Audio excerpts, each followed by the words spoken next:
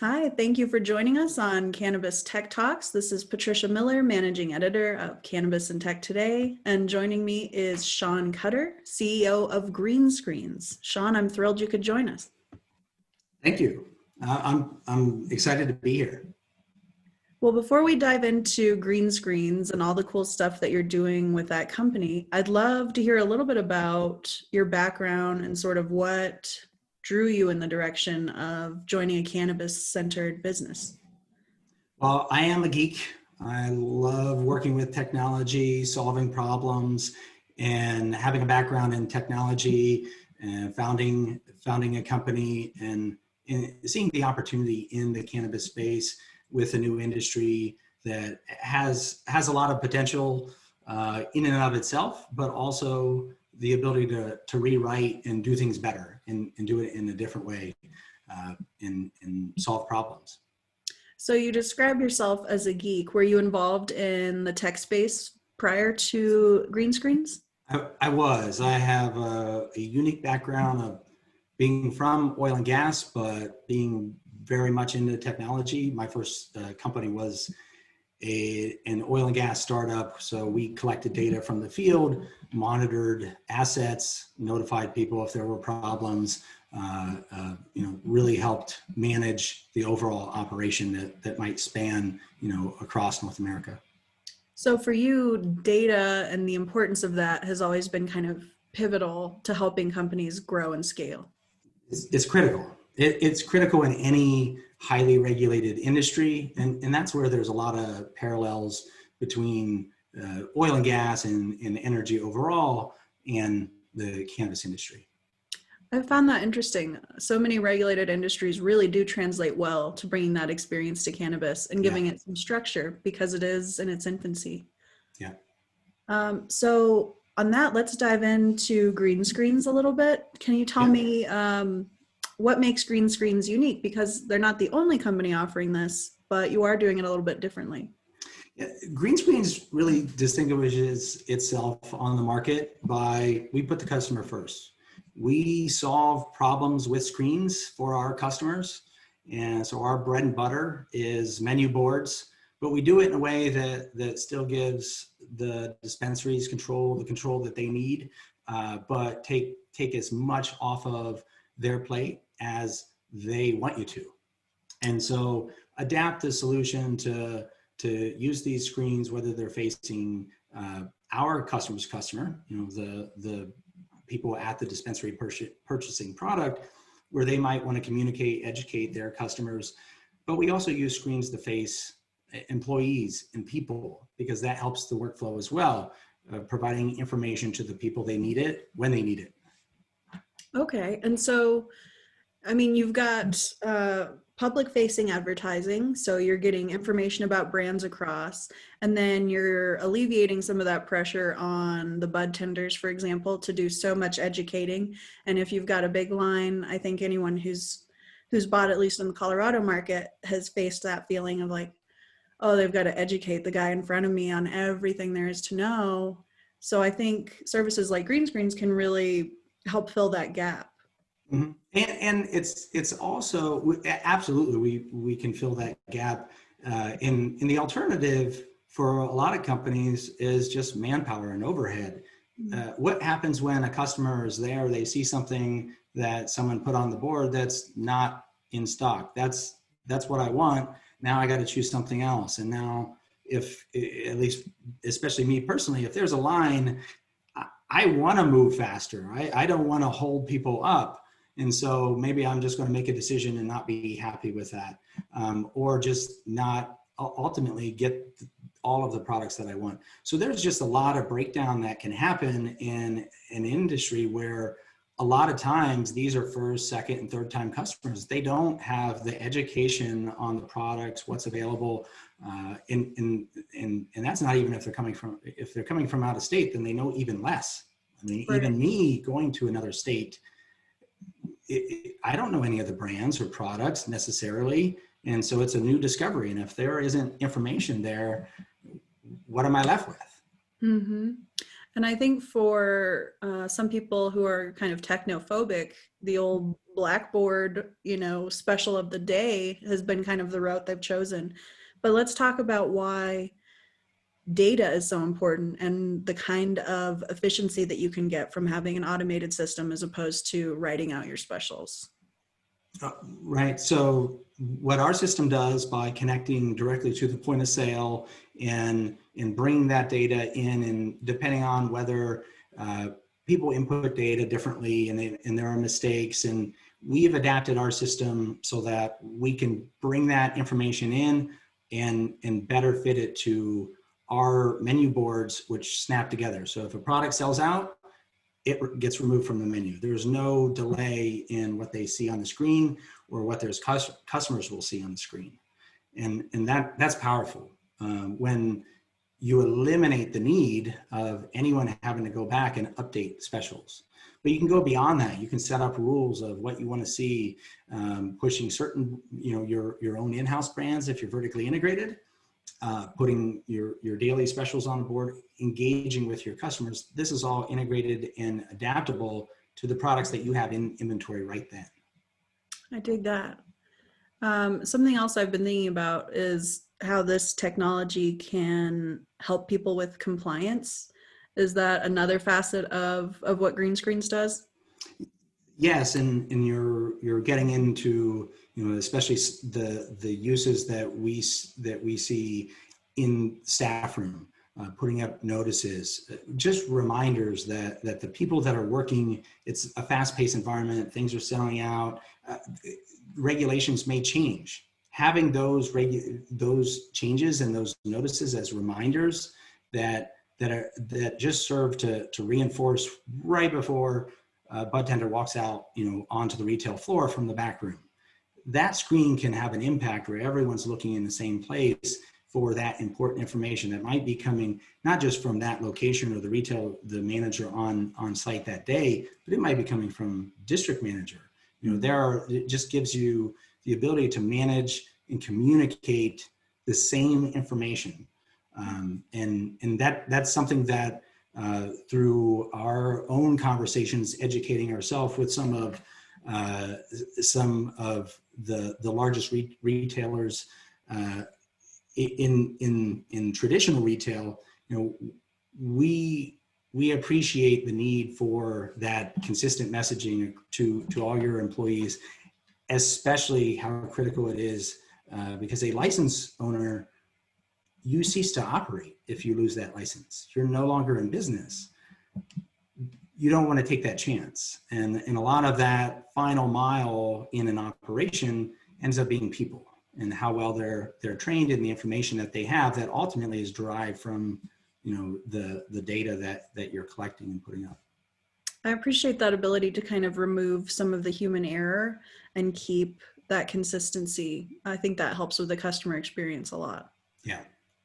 And then I'd also love to know, how did you sort of get into not just technology and GreenScreens, but have you any experience with cannabis yourself? If you were coming from a regulated industry, maybe it was more about opportunity than an interest in the product? There's certainly a lot of opportunity there when you see an industry that's going to go from a few billion to tens of billions of dollars. There are lots of problems that you end up dealing with, and companies are all solving their own way. We see it in each one of our customers that the regulation allows for the uniqueness of every organization, and that is also part of the problem. With people moving and understanding and also analogous to oil and gas. And now I completely forgot where I was going with that. Let me get a drink. Sorry. Sure. Yeah. And I think while you were working in oil and gas, you're seeing these similarities. But maybe was there a personal part of you that wanted to be around cannabis or work with it? So yeah, let me kind of reset. I have a personal interest in cannabis, being a consumer and having benefited from the medicinal uses of cannabis. There's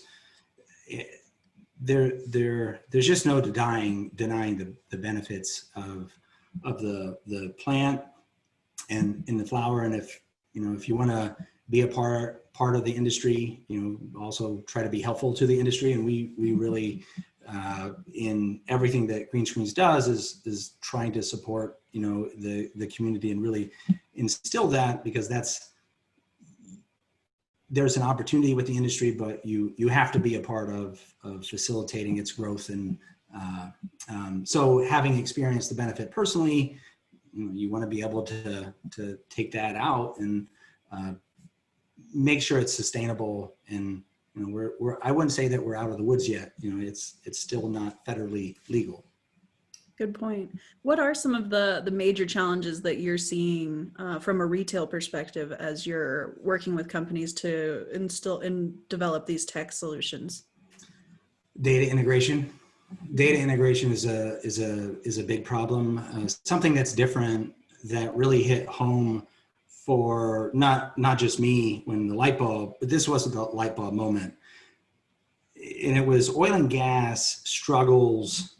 For as much as it made revenue that it generates, it never really got all its integrations and systems together because it's hard. It's hard to take a company that's acquired that operated differently and get their data into yours. That's really hard. Or even switching systems. If you have a company on a point of sale or whatever system they're on, in oil and gas, they have to close the books every month. So it is a critical time going from system A to system B. That has to happen over a 1 month period usually, because that filing has to happen with the state, or they break it into regions and they'll convert region by region because of that regulatory filing, right? That is what impacts it, because those are tough numbers. And if those get off, that's when the regulators come in, right? Cannabis, they close their books every day. Yeah. They have to submit every day. So think of what it's like to try to move to a different system, make sure everything is right for the next day. Wow. That's a hard thing to do. And no matter what part of the industry you look at, there's something else that someone needs something. Someone needs some data. What's in inventory? What's this line item? And it will come back to the data issue, and that it's hard to get to like a source of truth, I think, in the industry right now. And so do you feel like what you're doing with GreenScreens is sort of bridging that gap? In some ways, it's not all of it, but I can't tell you how many times we've gotten the initial customer feedback where our menus get turned on, and this is the first time they're connected to the data, and someone looks at the price and they say, hey, that's not what we charge for that. That's what the data says. That's what's in your system. Well, sure enough, someone keyed it in wrong. Okay. That happens a lot. So when you think of the data quality that GreenScreens tries to instill, the best data should be the data that's up on a screen in the store, because no person working there wants to be asked for a product that's not in stock. So if there was something not spelled right, or they want to see it a different way, they clean it up, because that's the way they want to present it to the customer. And I imagine, solutions like this that are giving people opportunities to become more efficient, maybe rely less on manpower for tasks that can be automated. That's probably become more important as the pandemic has really affected the way people are working, who can come into work. Have you seen more interest in the platform since March of this year? Absolutely. There were some interesting those first few weeks of the pandemic and shutdown and what's going to happen, and trying to find a way for our screens to be useful. If our screens aren't useful and dispensaries got shut down, we're not in business anymore. Mm-hmm. And so we were working with customers. What do you need? What does it look like? And everyone was kind of getting different instructions, and regulations were changing sometimes daily.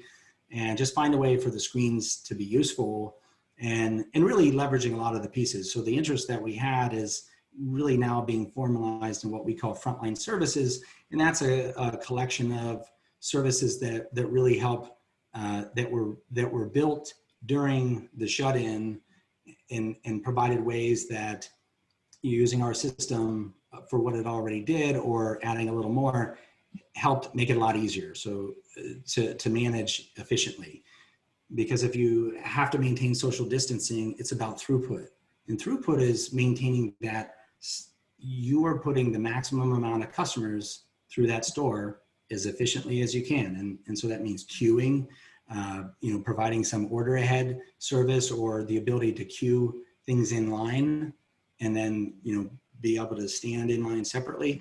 So those things were adapted, and now we're formally putting them all in a set of services that are a little more cohesive, and that's frontline services. So huge increase in demand for our services and screens because people aren't going to print out papers anymore in 3-ring binders, and that shared touch. People want some distance, and that can be done with screens.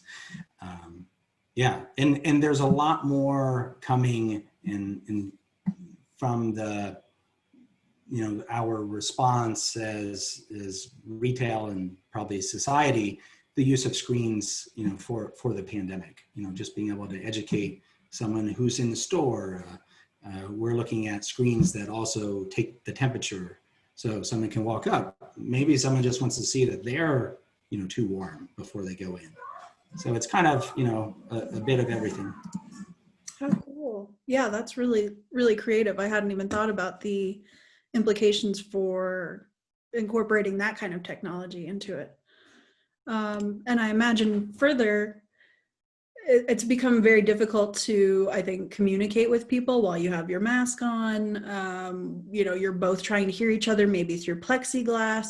And I found myself lately kind of leaning in to talk to people because I can't understand them with the mask. And then you realize, oh, I'm not supposed to be that close to you. So that ability to digitize the messaging and the educational component, I think would be really valuable right now. Yeah, absolutely.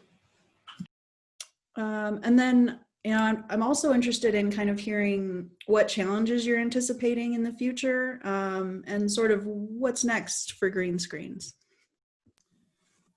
Challenges. I think for GreenScreens, continued growth, maintaining our level of customer satisfaction as we expand into new markets. Every market is a little bit different. We were started in Colorado, but have expanded and are in 18 states now. So it's hard to manage that growth and maintain the essence of who the company is throughout that growth. As an industry, it's maturing, and in the system to mature with it. That the data integration will continue to be a challenge for us, whether it's new customers coming to us wanting our service, and if we don't have the integration or the system doesn't perform, ultimately our service is affected, and it's just that's going to take some time for the industry to mature. I could see that. Absolutely. And then, but in terms of things that GreenScreens is also working on, our focus has been retail, reimagining the retail experience, and since I took over the company last year, the focus was really establishing our retail services and getting that in place. And now that we've done that, and that is expanding the way we want it, we're focusing our kind of next round of growth is going to be on the brand side, and working with brands on both brands that want to launch into an existing market, but also brand new markets. How does a brand educate? How do they get feedback from their customers? That's something that brands struggle with. Who are my customers? What do they want? It's very limited in this industry for a brand to really operate. And do you work with brands to help create the content that you're showing? Like we do. Okay. Yeah. And so you've got Um, someone in-house who's working to like, oh, you want this slide going that way, and you want a big logo up here and drop that's down. right. Okay. That's right. We have a designer in-house, and we try to fill the gaps wherever the customer needs it. So if the customer has someone on staff and they can provide the content, great. We don't have to put that much time into it. But we've also been on site with a video production crew for filming, advertisements too. And then how do they get the customer feedback from you? How are customers relaying their experience with GreenScreens? So that's something that we're building into the frontline service kind of feedback mechanism.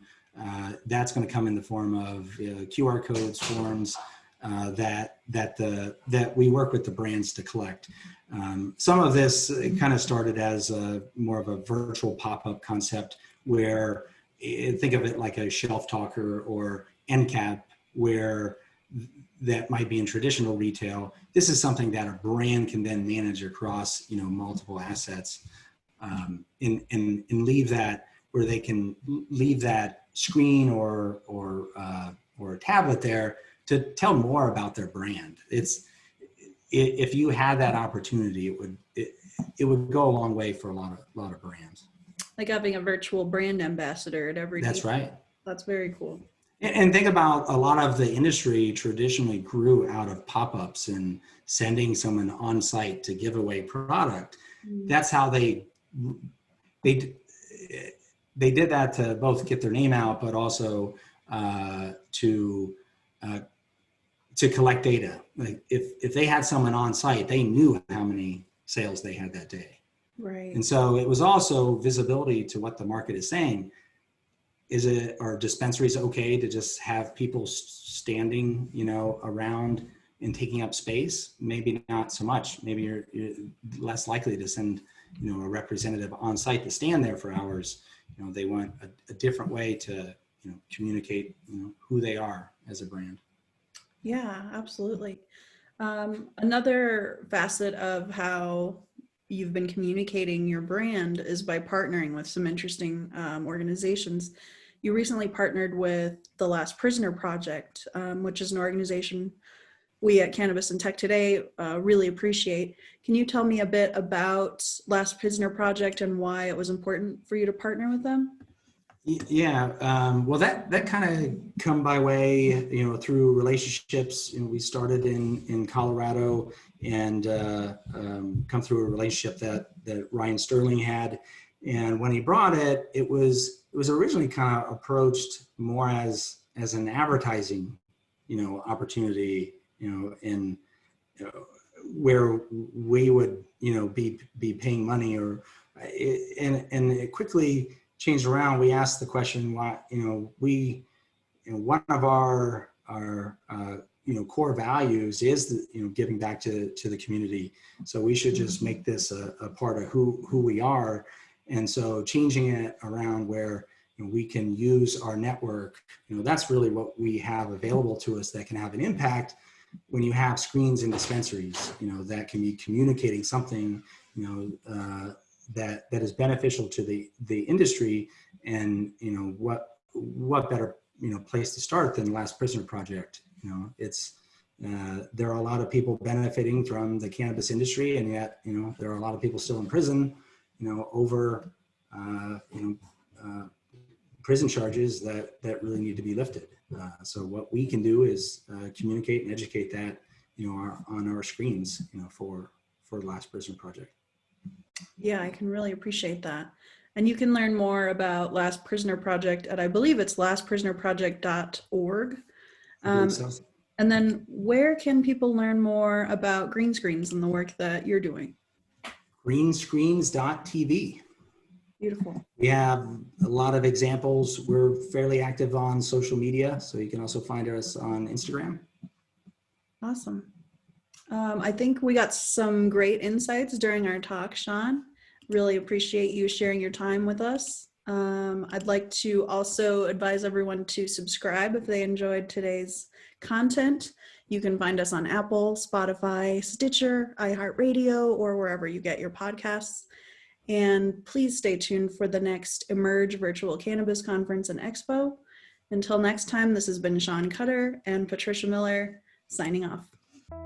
Hey everyone, thanks for tuning into this episode of Cannabis Tech Talks. Real quick, this episode is sponsored by RadSource Technologies. One of the biggest problems crop growers run into is the constant threat of mold and pathogens attacking their harvest, making the final product unviable. Well, RadSource Technologies has developed the RS420 Cannabis Irradiator, which uses modern X-ray irradiator technology to ensure that your product is irradiated safely and effectively with little to no changes to the cannabinoids or terpenes. For more information, check out www.radsource.com.